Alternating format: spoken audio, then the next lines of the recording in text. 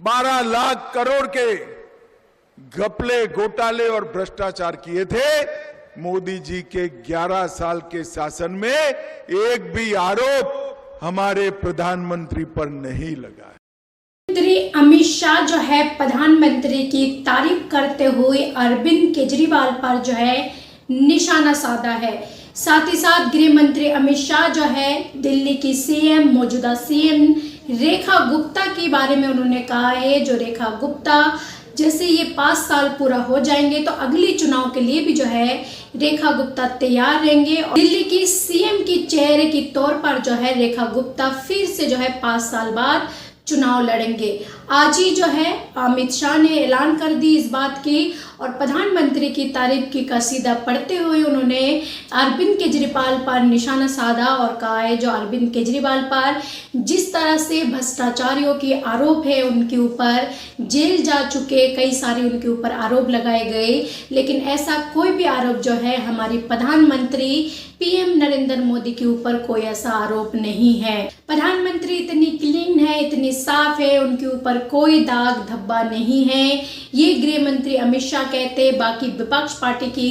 काफी सारे नेता यानी कि कई सारे नेता जो है किसी न किसी भ्रष्टाचार में जेल जा चुके हैं, आरोप है, मुकदमे चल रहे हैं उनके ऊपर, जिसके चलते जो है अमित शाह ने उन पर तन कसा है और खास करके अरविंद केजरीवाल की वो तमाम सारी भ्रष्टाचार उन्होंने गिनवाए, जो क्या क्या अरविंद केजरीवाल भ्रष्टाचारी करे, चाहे वो मनी लॉन्ड्रिंग हो, चाहे वो शराब घोटाला हो, इस तरह के कई सारे आरोप जो है उन्होंने गृह मंत्री अमित शाह ने गिनवाए। सबसे पहले गृह मंत्री की वो बयान सुनिए जिस पर उन्होंने भ्रष्टाचार अरविंद केजरीवाल पर जो उन्होंने गिनवाई है। हमारी सरकार वादा कर आई है, हम फिर से जनादेश लेने आएंगे, रेखा गुप्ता जी फिर से चुनाव के मैदान में उतरेगी, तब हमारे नाम पर एक भी घोटाला नहीं होगा, एक भी करप्शन का आरोप नहीं होगा। और केजरीवाल जी ने 11 साल में मोहल्ला क्लिनिक का घोटाला, सीएनजी का घोटाला, शराब घोटाला, विज्ञापन का घोटाला, दवा का घोटाला, क्लासरूम का घोटाला, दिल्ली जल बोर्ड का घोटाला, शीश महल का घोटाला, सीसीटीवी लगाने का घोटाला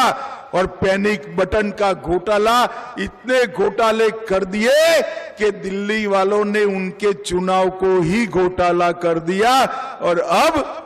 वो घर पे बैठे। भाइयों बहनों, कांग्रेस की सरकार थी देश में तब भी 12 लाख करोड़ के घपले, घोटाले और भ्रष्टाचार किए थे। मोदी जी के 11 साल के शासन में एक भी आरोप हमारे प्रधानमंत्री पर नहीं लगा। गृह मंत्री इस तरह की दावे करते हैं जो उनकी प्रधानमंत्री के ऊपर कोई इस तरह के आरोप नहीं है, लेकिन उनकी पार्टी की पूरी तमाम सारी जितने भी नेता कार्यकर्ता है सब पर जो है आए दिन आरोप लगते रहते हैं, चाहे वो बेटियों को छेड़छाड़ के मामले को लेकर हो, बेटियों की रेपिस्ट के आरोपी हो, जैसी जांच में कई बार जो है बीजेपी के कार्यकर्ता बीजेपी से जुड़ा हुआ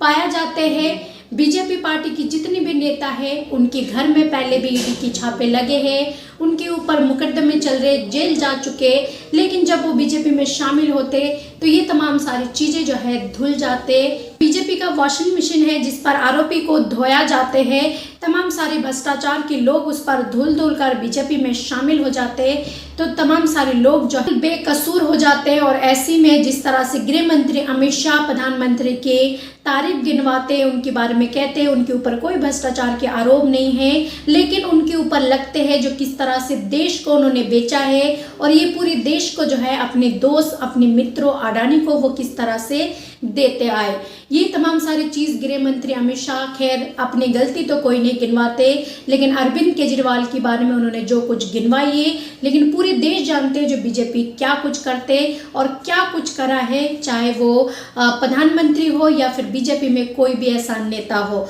ये विपक्ष पार्टी भी जो है लगातार बीजेपी पर आरोप लगाते आए, चाहे उनकी वॉशिंग मशीन हो, चाहे उनके मित्रों को इस देश की चीजें बेचना हो, ये चीजें भी जो है बीजेपी पर विपक्ष भी और इस देश की जनता भी जो है अक्सर लगाते आए। ऐसे में आपको क्या लगता है गृह मंत्री अमित शाह की इस बयान पर? आपका जो भी राय है अपना राय कमेंट सेक्शन पर जरूर लिखें।